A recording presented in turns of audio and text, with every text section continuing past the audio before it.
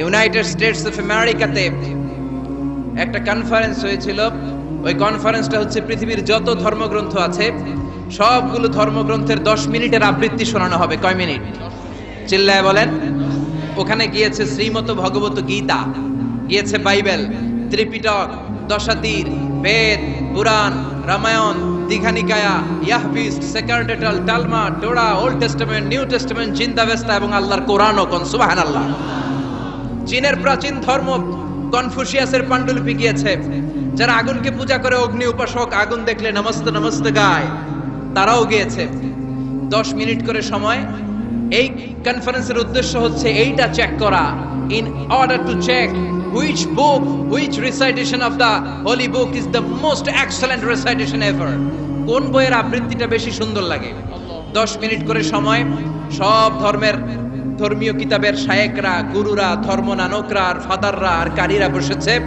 বিচারকের সামনে 2টা বাটন, একটা গ্রিন বাটন, একটা রেড বাটন, একটা সবুজ বাতি, একটা লাল বাতি। আবৃত্তির সময় 10 মিনিট। চিল্লায় বলেন কয় মিনিট? সবুজ বাতিতে চাপ দিলে আবৃত্তি শুরু, রেড বাটনে চাপলে আবৃত্তি শেষ। প্রথমে ডাকা হয়েছে শ্রীমত ভগবত গীতা। 10 মিনিটের জন্য যে পড়তে শুরু করেছে, ওম নমো ভগবতি বাসুদেবায়। 10 মিনিট পড়েছে। পড়ার পরে বিচারক রেড বাটনে প্রেস করেছে, সময় শেষ, নেমে গিয়েছে। এরপরে ডাকা হয়েছে ত্রিপিটক, বিনয় পিটক, শাম পিটক, অভিধর্ম পিটক মিলে 3টা পিটক। এটা বৌদ্ধ ভাইদের কিতাব। এরা বলে ওম শান্তি, ওম শান্তি। আসলে মিয়ানমারে ওরা যা করছে ওদের বলা দরকার ওম অশান্তি, ওম অশান্তি।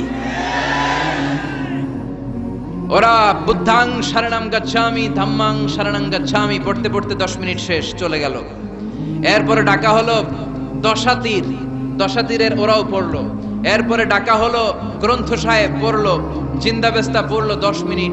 এরপরে ডাকা হলো ভ্যাটিকান সিটির পোপকে। গত মাসে পোপ আসছিল না? এই পোপের আগের পোপ, তাকে ডাকা হলো to recite the Holi Bible for 10 minutes. 10 মিনিটের জন্য বাইবেল পড়তে আসেন। উনি এসে ওনাদের বাইবেল পড়ে গেল 10 মিনিটের জন্য। ওনার বাড়ি হচ্ছে ভ্যাটিকান সিটিতে, ইটালির রোমের মাঝখানে স্বায়ত্তশাসিত একটা আলাদা দেশ আছে। ওইখানে শুধু পোপরা থাকে, যারা বিয়ে টিয়ে না করে খ্রিস্টানদের ফাদার, প্রোটেস্টান্ট, অর্থোডক্স আর রোমান ক্যাথলিক, ওরা সেইখানে রাজ্য স্থাপন করেছে। গোটা বিশ্বের খ্রিস্ট ধর্মকে তারা চালায়। তারা 10 মিনিট সব ধর্ম গ্রন্থের আবৃত্তি এবং তেলাওয়াতের পরে সর্বশেষে মুসলমানদের ধর্মগ্রন্থ কোরআন আবৃত্তি করার জন্য ডাকা হয়েছে। এসেছে মিশরের কারি Abdul Basit ibn Abdus Samad. যারা ওনার তেলাওয়াত শুনেছেন দেখবেন উনি তেলাওয়াত করে আবার সময় নেয়, আধা মিনিট শ্বাস নেয়, আবার লম্বা দম নিয়ে তাল লয় নিয়ে টান দেয়, আবার পিছন থেকে টান দেয়। তাকে ডাকা হলো now the representative of Muslim community Abdul Basit ibn Abdus Samad will now recite the holy book Quran for 10 minutes. মিশর থেকে আসা মুসলিম জাতির প্রতিনিধি তাদের ধর্মগ্রন্থ কোরআন নিয়ে এবার 10 মিনিট তেলাওয়াত করবে। কয় মিনিট? উনি দাড়ি রাখেন না, ক্লিন শেভ, পাতলা একটা চাদর আর জুব্বা পরে চলে এসেছে মাইকের সামনে। এসে আউযু বিল্লাহি মিনাশ শাইতানির রাজিম বলে টান দিয়েছে। সময় কয় মিনিট? উনি সূরা ফাতিহা পড়তে সময় নিয়ে নিছে 13 মিনিট। শ্রীমত ভগবত গীতাওয়ালারা হাততালি দেয়, সময় শেষ, কোরআন গেছে। কিন্তু কি আজীব তামাশা, বিচারক তো লাল বাতি চাপে না। বিচারককে লাল বাতি চাপার বিষয়টা ভুলিয়ে দিয়েছে কে? কেউ যেটা পারে না সেটা পারে কে? আব্দুল বাসিত কয় এই তো সুযোগ পাইছি আমি। বিচারক যেহেতু লাল বাতি চাপে না, আমি আরেকটা সূরা ধরি। উনি কোরআনের সবচেয়ে সুন্দর সূরা আর রহমান তেলাওয়াত শুরু করলেন। উনি উনার গলায় আল্লাহ যত সুর দিয়েছিলেন সব সুর, দরদ, আদর ঢেলে দিয়ে সুরের ঝংকার তুলে পুরো কনফারেন্সকে মাতিয়ে দিলেন। 15 মিনিট হয়ে যায়, বিচারক লাল বাতি চাপে না। 20 মিনিট, 25 মিনিট, 30 মিনিট হয়ে যায়, লাল বাতি চাপে না। এদিকে অর্গানাইজিং কমিটির প্রধান চেয়ার থেকে উঠে এসে বিচারকের গায়ে ধাক্কা দিয়ে বলে, এই man, what's the hell are you doing here? What's wrong with you? Why aren't you pressing the red button? লাল বাতি চাপোস না কেন? ওরে ধাক্কা দেওয়ার পরে বিচারক ভূত দেখার মতো চমকে উঠছে। কি? হ্যাঁ, লাল বাতি।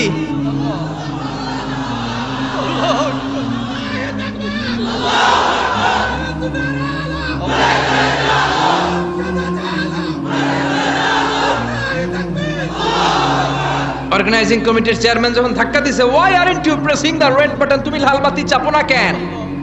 ভিমড়ি খেয়ে উঠছে লাফ দিয়ে, কি হ্যাঁ লাল বাতি নীল বাতি কোন বাতি কোন বাতি? হুশ নাই, ওর হুশ নিয়ে গেছে কে? আবার যখন আব্দুল বাসিদের তেলাওয়াতের দিকে তাকায় আবার বেহুশ। না পেরে বিচারক দাঁড়িয়ে বলে, ও Abdul Basit ibn Abdul Samad, come from Egypt, there is no time limit for you, recite as much as you wish. O Abdul Basit, আজকের এই প্রতিযোগিতায় তোর জন্য তেলাওয়াতের কোনো সময় নাই, তোর যত মনে চায় তুই পড়ে যা।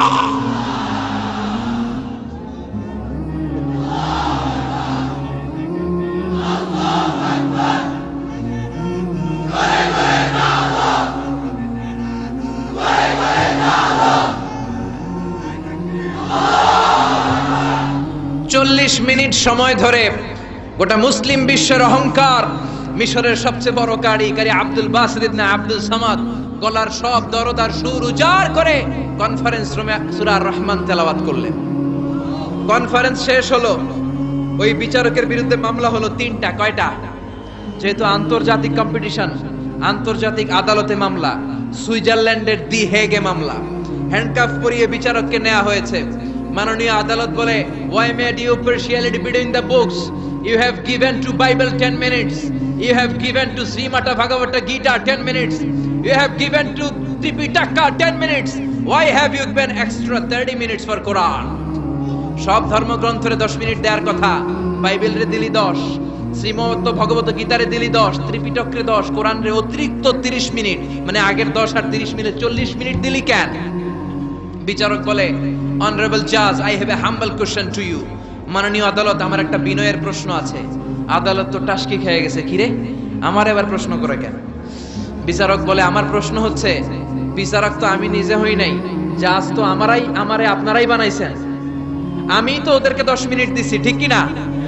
আমি তো বাইবেলরে 10 মিনিট দিয়েছি। এর কারণ, যখন বাইবেল পড়তে এসেছে আমার হুশ আছে, আমার সময়ের জ্ঞান আছে, আমি সময়ের টাইম ধরে বসে আছি, আমার হিতাহিত জ্ঞান আছে, আমার নার্ভাস সিস্টেম ওকে।